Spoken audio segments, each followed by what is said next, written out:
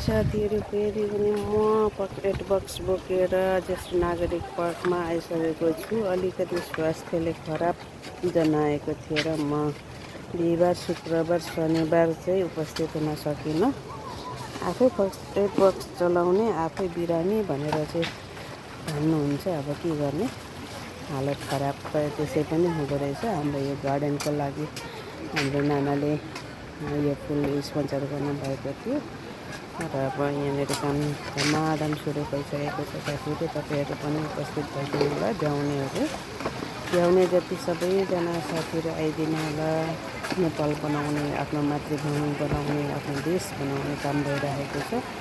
र तपाईँहरूले सकेसम्म आफ्नो समयलाई खेर नफालेर घरमा काम सकेपछिको समयलाई हामीलाई 2-4 घन्टा यसो दिनुहोला र सकेसम्म सहयोग गरिदिनु होला भन्ने एउटा आशा राखेको छौँ। र नेपाली दाजुभाइ दिदीबहिनी जहाँ जहाँ हुनुहुन्छ तपाईँहरूले सहज रूपमा सजिलो तरिकाले यहाँ आउन सक्नुहुन्छ।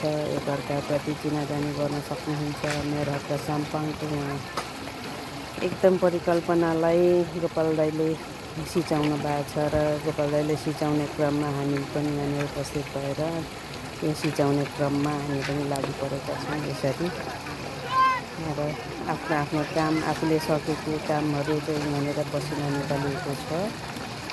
यसरी नै सधैँ हामी आइतबार, सोमबार, बुधबार, बिहिबार र शुक्रबार चाहिँ हामी यसरी यो ठाउँमा ज्येष्ठ नागरिक पार्कमा हामी काम गरिरहेका छौँ। र तपाईँहरू पनि सक्ने भ्याउने जतिले आइदिनु होला भन्दै आजको समय चाहिँ हामी श्रमदानतिर लागौँ है त।